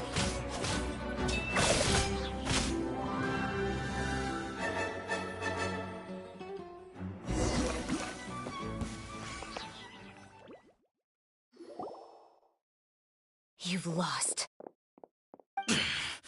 To think I'd lose to my own 2 kids. We are no children of yours, and we'll never call that place our home. Then tell me, what did you do all this for? You lost your mother, and will soon kill your father as well. What will you gain in the end, other than sentences for your crimes? We will gain our long-awaited justice.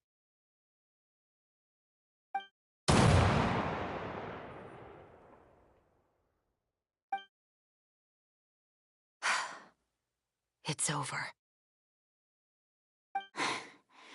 Finally, it's over.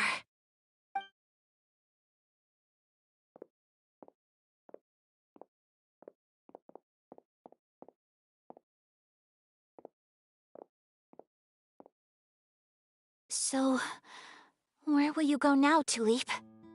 I'm not too sure, Iris. Maybe somewhere with lots of flowers?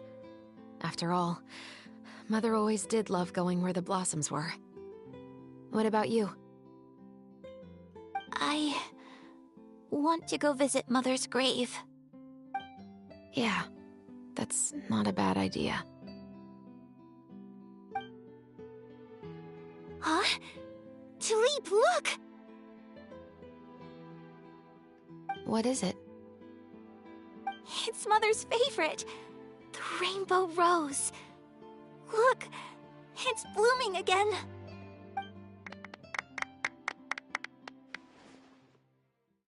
Excellent!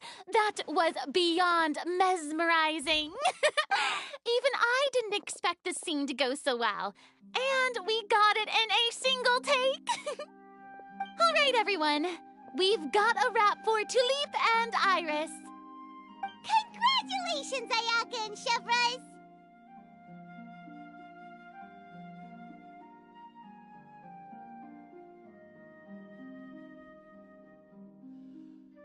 Thank you. I didn't expect our parts to wrap so quickly. I wish I could savor the experience for just a bit longer. Paimon totally understands. Paimon's not ready to say goodbye to the clapperboard either. Filming has really been a lot of fun. You were great too, Chevrolet.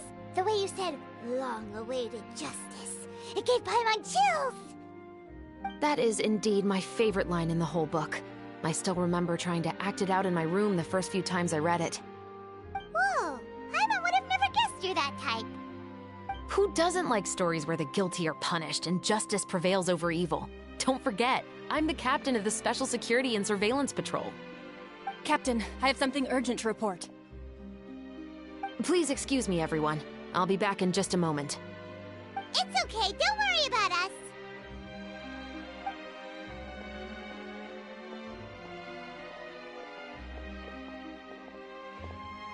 Oh? Was she whisked away by work already? I was just about to tell her how great she did. It seemed like some urgent official business. Then perhaps we should thank the stars that we were able to wrap both of your parts so quickly today. Switching around the filming schedule would have been a real pain. Anyway, I actually came over to let everyone know that we're all done for today. You can go home and get some rest. And one last thing, Miss Ayaka. Your acting skills today were immaculate as always. Are you sure you won't consider taking up full-time acting? See, I just happen to know this great troupe that's still looking for a lead actress. Thank you for your kind words, Director Farina. Unfortunately, there are still many matters that I have to take care of back home at the Yashiro Commission. I cannot remain in Fontaine to pursue an acting career.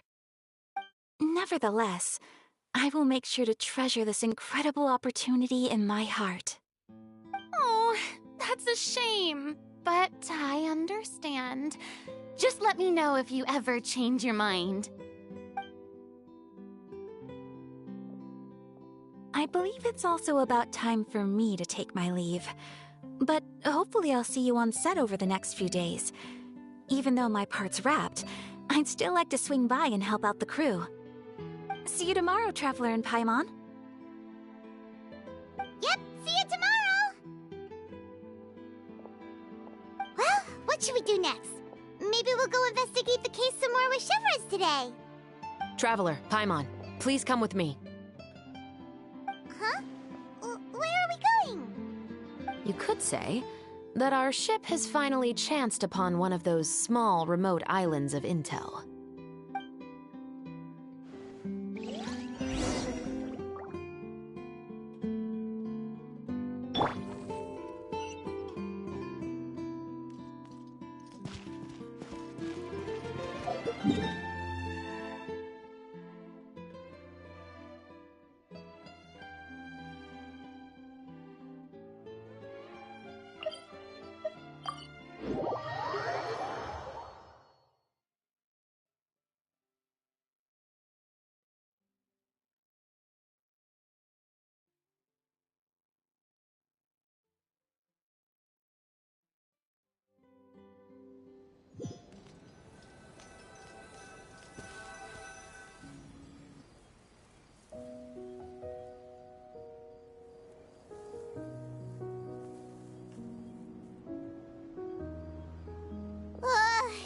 Paimon's exhausted. Paimon definitely didn't expect having to float this far after a full day of filming. So, Chevrolet, why did you take us here? Affirmative. It wasn't anything conclusive, but it should show us a clear way forward. Have you ever heard of someone by the name of Emily? Oh, you mean that famous perfumer? She's a good friend of mine. She's lent me her aid several times in the past to resolve some difficult cases. After I discovered the rainbow rose at the scene of the murder, I sent it to her. After all, she's probably the foremost expert on flowers and scents in all of Fontaine. And then? There was nothing remarkable about the flower or the trace amounts of soil left on it. But according to Emily, the rainbow rose left by the killer was derived from a very rare cultivar. Huh. Paimon didn't know that there were different varieties of rainbow rose. Paimon just thought they grew everywhere in the wild. Flowers that are deliberately cultivated will always show some different features from those that bloom in the wild. We already knew that the rose left at the scene belonged to a special cultivar, but with Emily's expertise, we were able to pinpoint the place where it was first picked from. Oh, Paimon gets it now. So whoever first planted that rainbow rose was probably the killer. Precisely. And after we checked what we learned against some sales records from the past, we discovered that there's only one person in all of Fontaine who could grow and sell this specific cultivar. Really? And who is it? It's the novelist. But didn't you say he had an alibi? To be clear, I haven't changed my mind about him. I still don't think he was the one who pulled the trigger. However, that doesn't mean the true culprit never visited him at his home or never purchased a rainbow rose from his garden. Whatever the case, we will have to confirm a number of things with him. So you mean the next place we need to go is... Yes, we're going to pay him a visit at his home.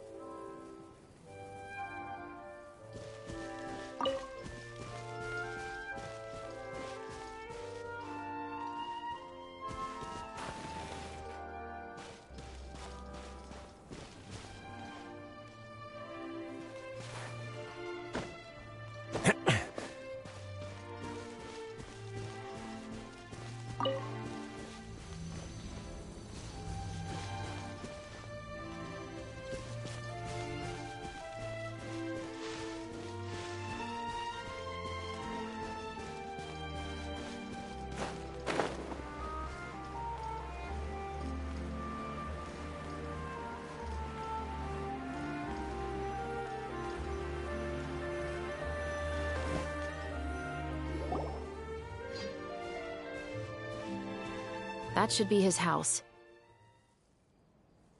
There are so many Gardamex stationed around the place. That's pretty unusual, right? According to what he told me last time we spoke, he hired them so he won't be harassed or disturbed. Huh. So there are a lot of flowers in his garden, but Paimon doesn't think we'll be able to pick one without alerting the Gardamex. Right. Which is exactly why I think there has to be a special connection between him and the killer. So, should we knock? Just wait here for now. I'd like to take care of a number of those Gardamex first. But they're so far away. How are you planning to do that? Don't forget, Paimon. I'm actually the real-life captain of the Musketeers.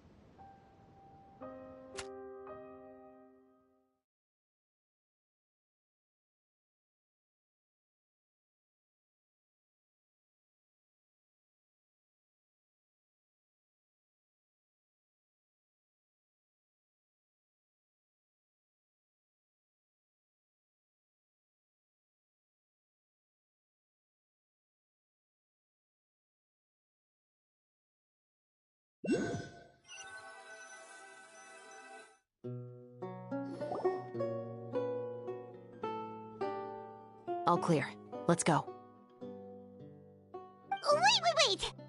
Paimon's a little nervous now that we know he could be the killer. Can we go over our plan of action again? I'll go knock on the door and make sure it's safe inside. Once we're sure that we're in the clear, I'll ask him to come with us for a quick round of questioning at the guard's headquarters. But can't we just arrest him? We still have no evidence that he's the killer, or that he lent the killer any direct aid. Still, it would be appreciated if you could pick a rainbow rose from his garden for me while I'm talking to him. It'll help the Marachose Phantom confirm Emily's theory. Sure, no problem. Just be careful, Chevreuse.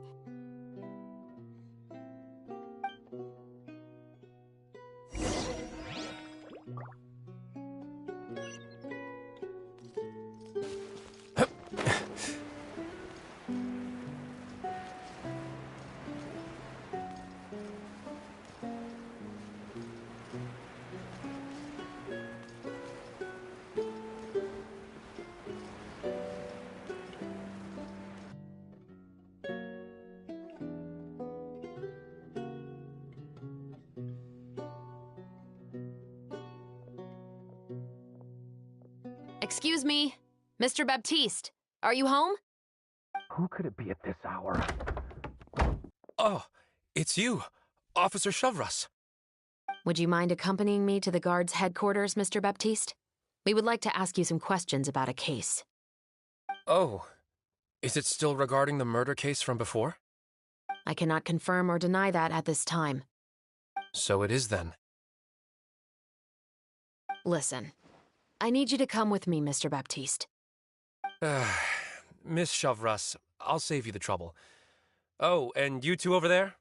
There's no need for you to pick my flowers either. It's not time for them to bloom yet. Oh! Okay.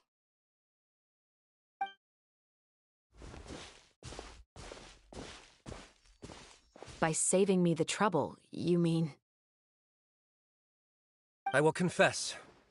I was the killer. Huh? He just admitted he's guilty! Please relax, everyone. I'm not armed. The musket you're looking for has been buried in my backyard. Then it's my responsibility to inform you, Mr. Baptiste, that everything you say right now will be used as evidence for the inevitable trial. Yes, I am perfectly aware of that. I must say, I hate this feeling. Oh? Is it because I confessed? Or because you've been proven wrong? Both, I suppose.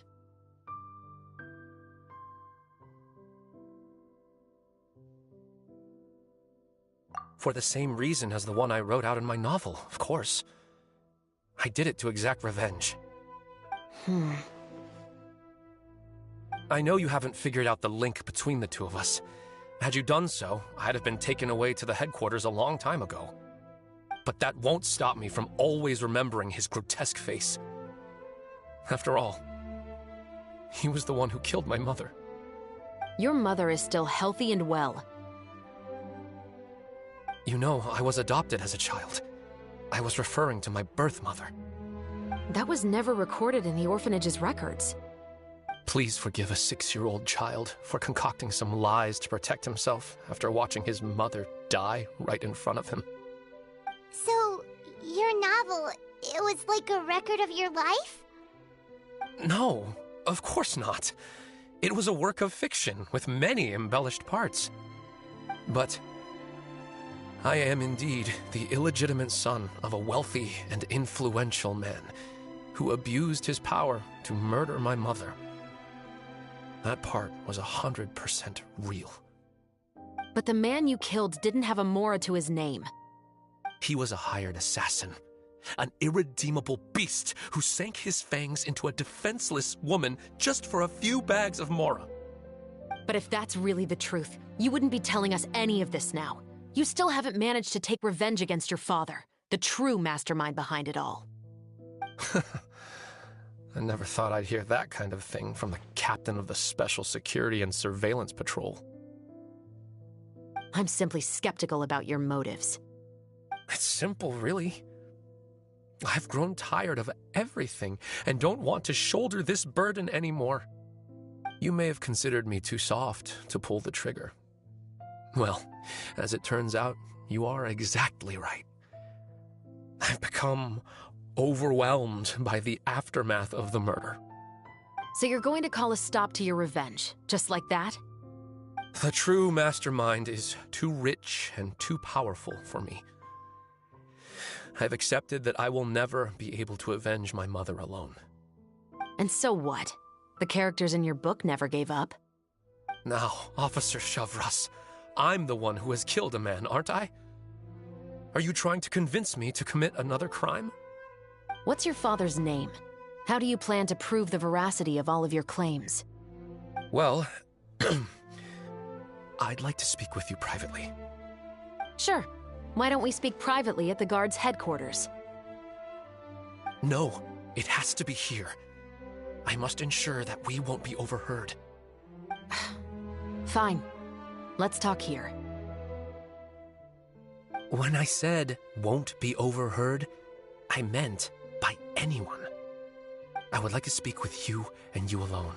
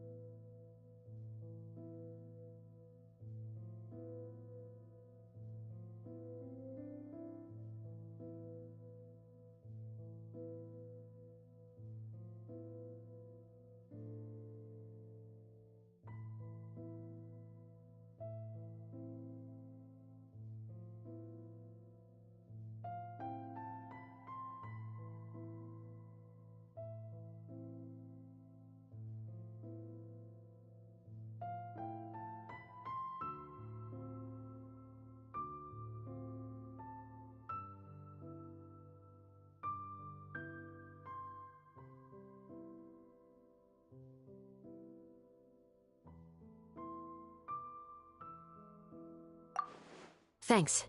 I appreciate it. Please stay safe, Chevres.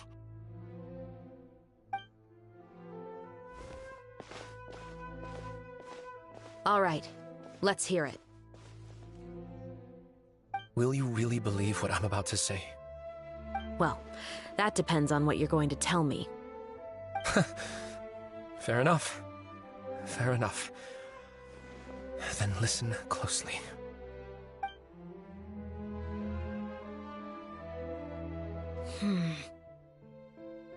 So that's how it's all connected.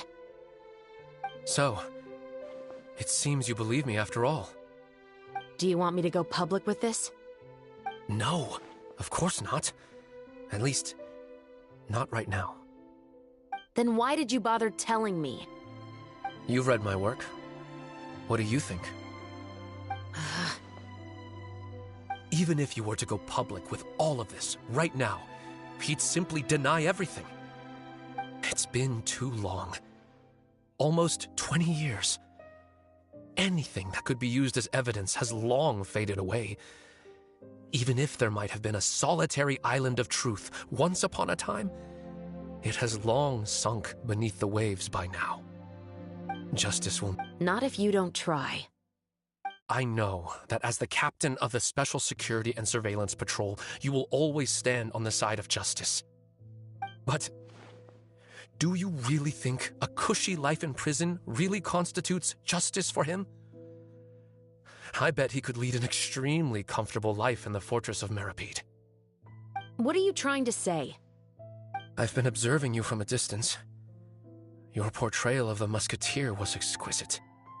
Pull the trigger of justice against him. Let the villain get what he deserves. You want me to let you go so you may complete your revenge? No, Officer Chevres. I know that would be impossible. No. What I'd like is for you to perform the deed on my behalf. Oh, Chevres sure is taking her time. What could they be talking about anyway? Oh, Paimon's worried. What if he decided to attack her?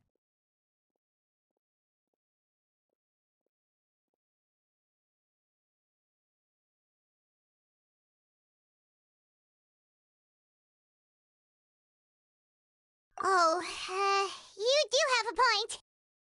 Still, do you have any idea who the rich person might be? And why the novelist doesn't want us to hear what he's saying to Chevres? Sorry to keep you waiting, you two. Hey, how did your talk go?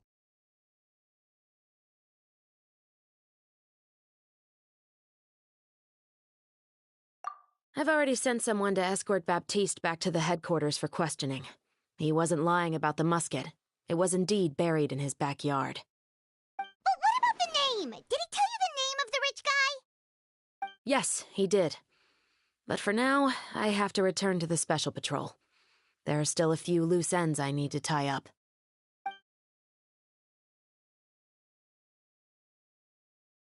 I'll probably be quite busy over the next few days, so apologies if you don't see me on set. All right, Paimon understands if you can't tell us everything you know. We'll just keep an eye on the Steambird then. Actually, there's still something else I need your help with.